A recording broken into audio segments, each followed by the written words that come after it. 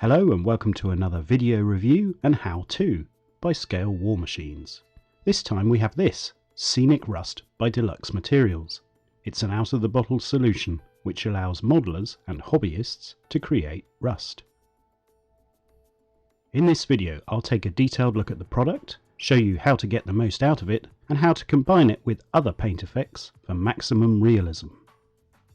Rust is one of those challenges in modelling that can be recreated a number of ways. Part of that challenge is to make a realistic scale rust effect that works in miniature. In past videos you can see a variety of ways of mimicking peeling or rusty oxidized metal.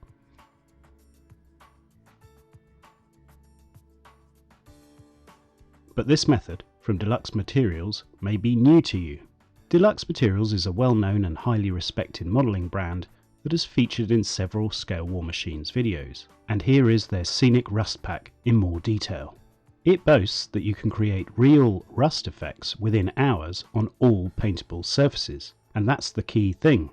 This product uses and creates real rust on or under your finishes. As a result, in the pack you get 3 bottles.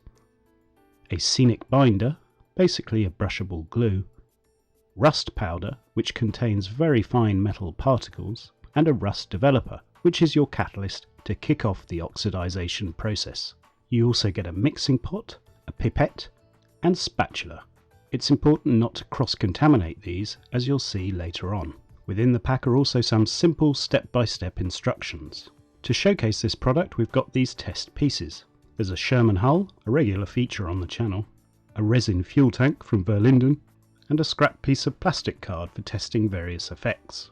If you're going to apply this as a surface effect on top of a paint layer, then it's a simple case of mixing it up as a paste as per the instructions. Take some of the scenic rust powder and transfer it to the mixing jar.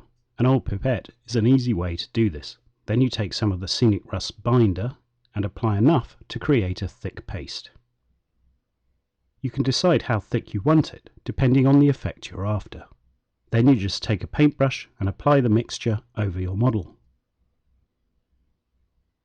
Here again you can go heavy or light, but you need to remember that this will create 3D rust. The metal particles will sit proud of the surface. They're very fine, but they will be noticeable.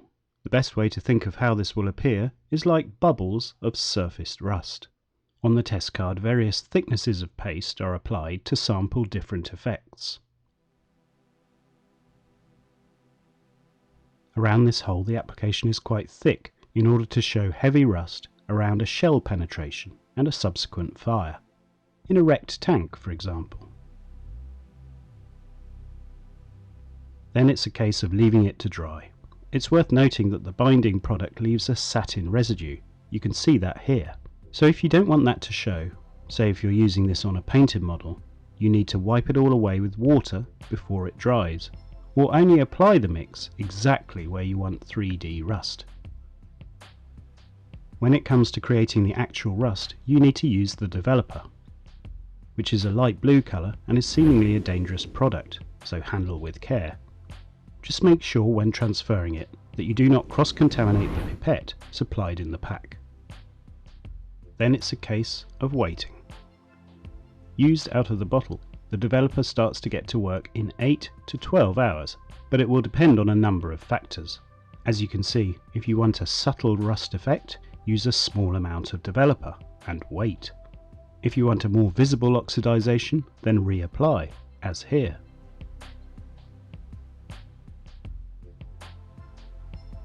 As you can see on these parts of the test card, we applied it pure. However, to experiment and see if it was possible to speed things up, a mixture of household salt and a little water was applied. This was used on some parts of the test card and mainly on the Sherman hull. Alternating coats of the salty mix and the developer were built up over the model. It definitely sped up the process and created a more orangey rust shade.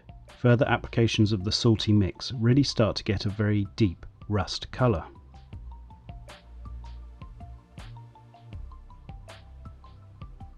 You can see this in these close-ups.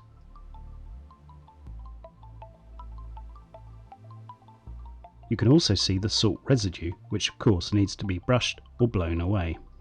Here too, on the horizontal rust streak which received the salty mix, it is more corroded and more orange. So when applied over a surface, you have a number of options to control the colour of rust and the thickness of it. Just notice how the binder can be visible on some surfaces, like the black primer of the fuel tank, so bear that in mind. There is another option that was experimented with, and that's to use saline solution. You can buy this straight off the shelf from chemists, and it was applied on some of the test areas to see how it would fare. This also speeded up the rusting process, and you'll see me use it later on.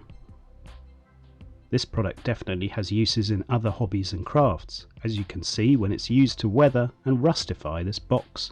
It's applied quite thickly using the spatula all around the lid, and that gives an effect like this after a couple of days. What about applying it under a paint finish?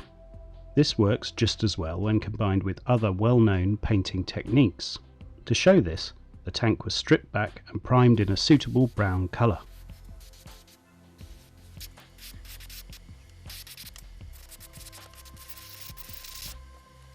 It was then sealed with clear, though any varnish would also work.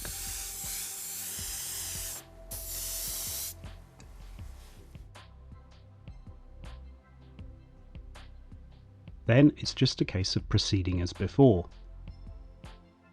Mix up your paste, apply in the areas where you want surface rust,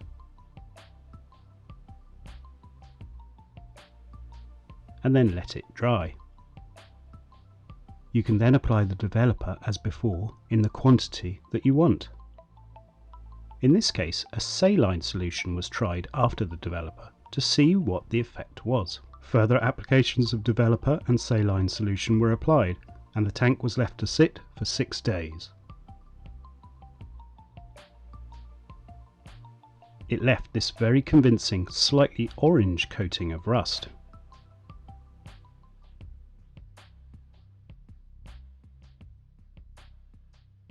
Why wait so long? Well, this is certainly not ideal if you're in a hurry. But where this comes into its own is the surface effect, or 3D rust, you can create under a paint coat. To achieve that, the model is sealed in clear, though any other varnish will do. Then you can use any of the many chipping products or even hairspray to create a coating over the subject.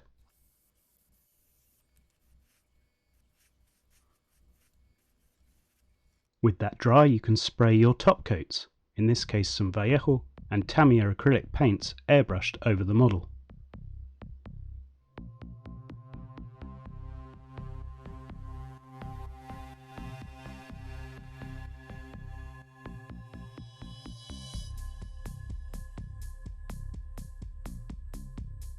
Then using water, you can gently attack that top coat. The chipping product underneath will gradually loosen and then allow paint to peel away, revealing the rust below. Where there's surface rust, it should just reveal the high points. If you want to find out more, watch these videos which explain this process in much more detail.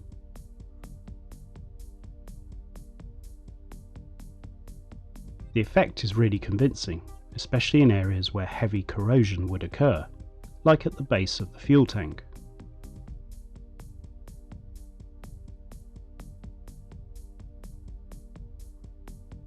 You can then build paint effects on top of the work you have done. In this case, the weathering is done with life colour liquid pigments for speed, but you could also use oils or enamel washes as well. First, dark shadows are applied, and these are also painted as streaks.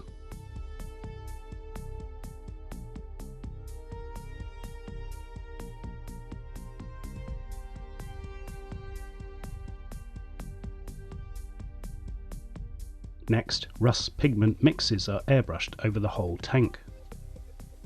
This harmonises the scenic rust work, ties everything together and replicates rust staining or the finest coating of corrosion.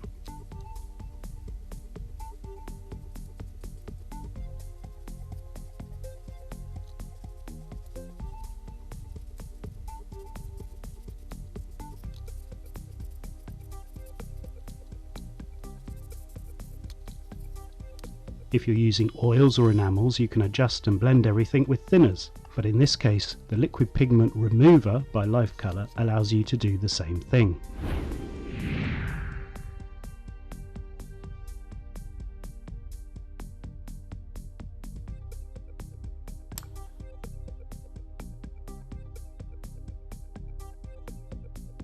When combined, this gives you a rusty old tank that could have been sitting for years slowly decaying in a salvage yard.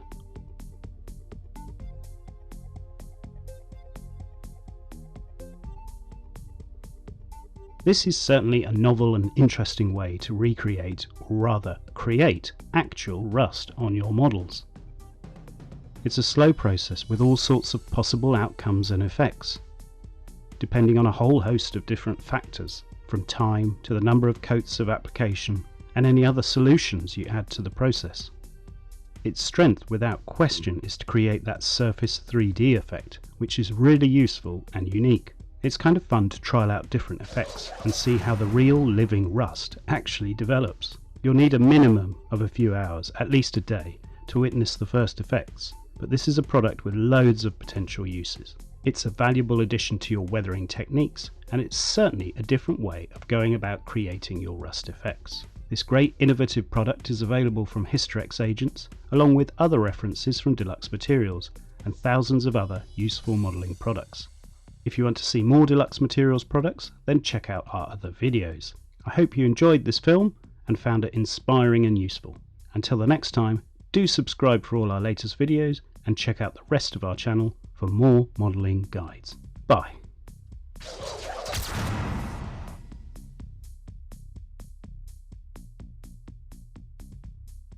Subscribe for our latest videos.